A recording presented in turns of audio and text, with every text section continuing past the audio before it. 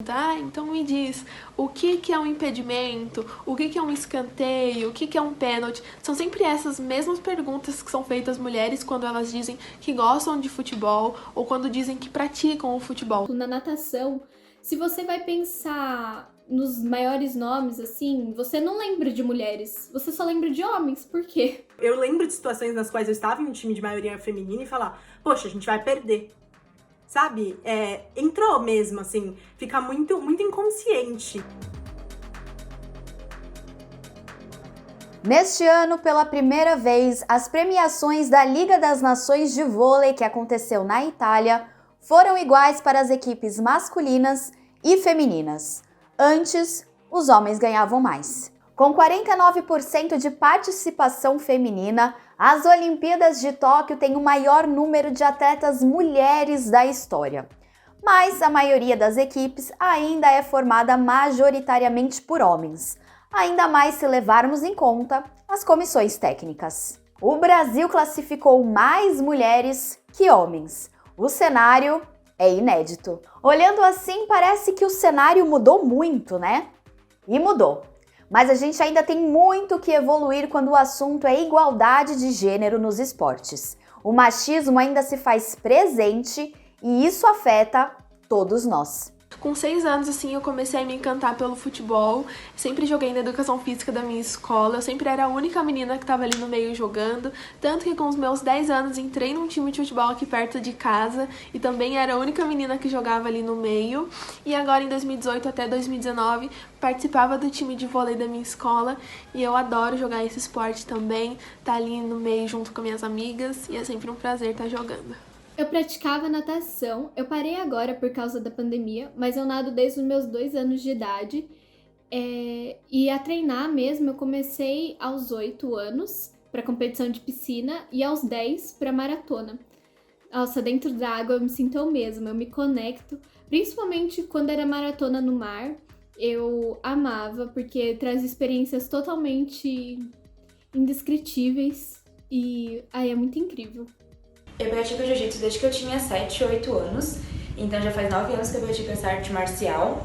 E eu gosto muito, me identifico muito, porque mesmo quando pequena eu tentei praticar algumas outras atividades físicas, como balé clássico e jazz, mas eu não me encontrei, eu não gostei, e jiu-jitsu foi o único esporte que realmente conseguiu me prender. Eu pratico dança há 10 anos. O que mais me atrai nessa modalidade é a combinação entre o esporte e a arte, porque eu pratico esportes desde criança, sempre adorei futebol, handball, vôlei, qualquer coisa.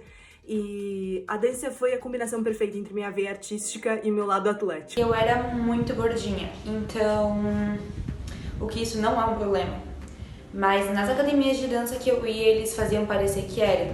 Então eu não gostava, não me identificava, não era aceita naqueles lugares. Já o jiu-jitsu me recebeu de portas abertas. E conforme eu fui crescendo, eu percebi que o jiu-jitsu me fez descobrir muita coisa sobre mim mesma, como também me fez ficar mais confiante, aumentou minha autoestima. Então foi uma prática esportiva, assim, que eu sempre gostei muito. O fato de eu sempre estar gostando de jogar futebol e jogar futebol no meio dos meninos foi algo que de vez em quando me deixava assim em desvantagem. Por sempre ser uma das últimas a serem escolhida na hora da separação dos times, só pelo fato de eu ser menina e estar ali jogando no meio de um monte de menino. Sempre que eu dizia que gostava de jogar futebol ou que eu gostava do esporte, sempre vinha algum menino fazendo aquela famosa pergunta: então me diz, o que é um impedimento, o que é um escanteio, o que é um pênalti? São sempre essas mesmas perguntas que são feitas às mulheres quando elas dizem que gostam de futebol ou quando dizem que praticam o futebol. São sempre as mesmas perguntas. No jiu-jitsu, como é que acontece? Quando você tem um campeonato e você vai competir, né, nesse campeonato, se não tem ninguém, tipo, do seu tamanho ou da sua faixa etária, eles acabam, tipo, casando a luta. O que é casar a luta? É basicamente te colocar pra lutar em outra chave. Talvez um peso diferente, uma idade diferente. E nesse campeonato não tinha menina, então eu tive que lutar com 2 meninos. E foi muito engraçado porque, apesar de eu ter merecido ganhar aquele campeonato, eles acabaram dando pra um menino, porque toda a academia dele começou a rir porque ele tava perdendo de mim. Então, o juiz era amigo do professor dele da academia e acabou dando pra ele. E aí eu fiquei bem triste, mas todo mundo concordou que isso não foi justo.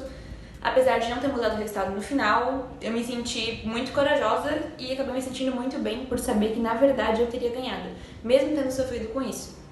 O que foi um machismo muito grande e que tu acaba percebendo que acaba acontecendo desde pequeno, assim. Teve uma época que eu era a única menina adolescente, assim, que treinava. O treino não era pensado em mim.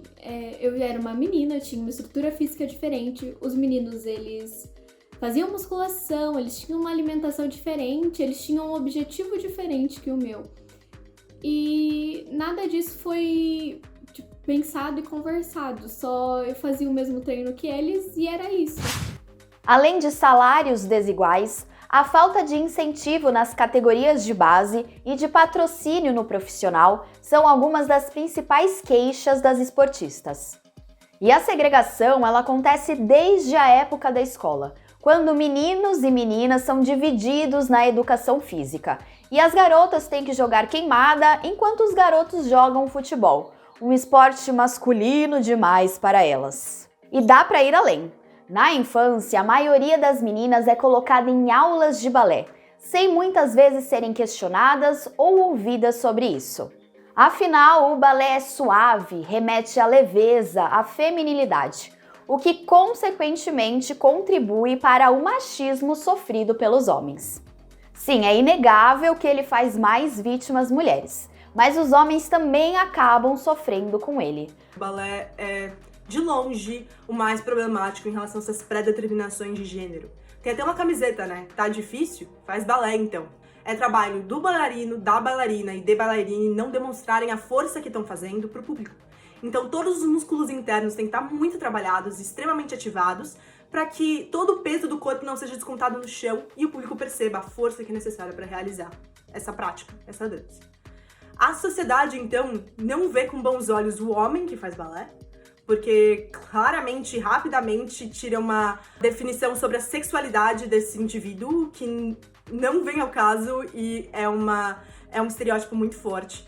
E além disso, vê a mulher que faz balé como um ser frágil, como um ser delicado e como um ser que se encaixa ao estereótipo colocado a ela. Sempre era direcionada uma bola de futebol aos meninos e uma bola de vôlei ou qualquer outro tipo de esporte que fosse considerado feminino para as meninas, o que coloca na cabeça das crianças desde sempre qual é o esporte de cada gênero, ou qual é o esporte certo para os meninos e qual é o esporte certo para as meninas, né?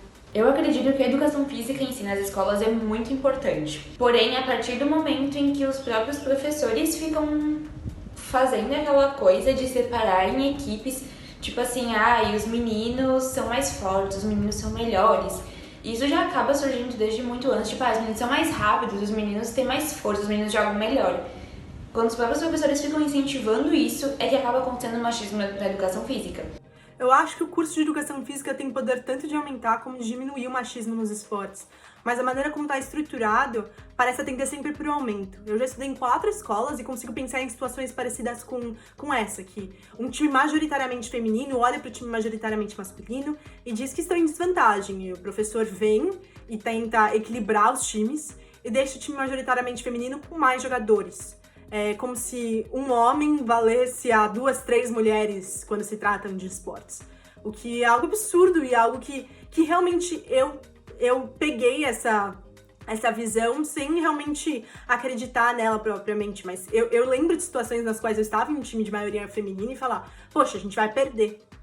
Sabe? Entrou mesmo, assim, fica muito, muito inconsciente. E como você tem educação física desde criança, essas coisas entram e são postas como naturais. Talvez uma reorganização do curso, porque o curso em si é muito importante, né? Só temos que pensar em como ele deve ser desenvolvido. Tudo isso que a gente falou até aqui é um lance histórico, cultural, social. Pierre de Fred, o fundador das Olimpíadas da Era Moderna, ele proibiu que mulheres participassem da competição porque ele achou que a presença delas fosse tornar o torneio vulgar. No final do século XIX, a mulher era vista como coadjuvante. Elas até poderiam estar no torneio, mas apenas para satisfazer a vontade dos atletas homens, por assim dizer. As mulheres eram simplesmente companheiras. Competidoras, jamais. No Brasil, na década de 40, uma lei que proibia que mulheres praticassem alguns esportes, como o futebol, foi sancionada. Lutas, salto com vara, salto triplo e pentatlo também eram proibidos para elas. A lei só deixou de existir em 1979 e apesar da tentativa de várias mulheres de driblá-la, foi apenas na década de 80 que no Brasil a gente teve a primeira seleção de futebol feminino oficial. No país, os homens jogavam oficialmente desde 1898. Por que os homens têm que ganhar mais do que as mulheres, sendo que o esporte praticado ali é o mesmo? Tanto a desigualdade salarial também, mas como a desigualdade na visibilidade dos esportes, né? Os homens sempre têm um destaque a mais na divulgação dos esportes do que as mulheres. Na natação, se você vai pensar nos maiores nomes, assim, você não lembra de mulheres, você só lembra de homens. Por quê? Né? Você só lembra de César Cielo, Guilherme Guido. Você não lembra de nomes femininos. E isso é algo que tem que mudar pra já, sabe? As mulheres treinam e se dedicam tanto quanto os homens. E saber que ainda assim elas têm um salário inferior, apesar de serem tão boas quanto eles, me acaba me deixando bem chateada. Porque isso significa que então as mulheres dos esportes não são tão valorizadas como deveriam. Infelizmente, não me surpreende em nada ouvir que, em pleno século XXI, os homens ainda recebem mais que as mulheres pela realização do mesmo trabalho. Principalmente nos esportes, porque isso é um reflexo claro da sociedade. O programa mais visto é o que vai receber mais patrocínio. O mundo inteiro para. São impostos feriados facultativos para a Copa do Mundo masculina de futebol. Mas a Copa do Mundo feminina de futebol, ninguém nem sabe quando acontece. Ninguém assiste nada. Ninguém nem sabe quem tá na seleção feminina de futebol brasileiro. Não tem da onde os chefes desses clubes e dessas organizações tirarem o salário para as mulheres se a gente não apoiar. Se a gente não assistir, se a gente não estiver lá fazendo força para garantir que todo mundo receba um salário igual. Se a gente não valorizar o trabalho feminino da mesma maneira que a gente valoriza o masculino. Essa foi mais uma edição do Papo da Galera com a Galera Capricho. E se você gostou, não deixe de curtir e compartilhar. Já enfrentou algum tipo de machismo no esporte ou praticando alguma atividade física? Comenta aqui embaixo, porque é comentando, trocando informações e vivências que a gente também promove a mudança. Até o próximo Papo da Galera. Tchau!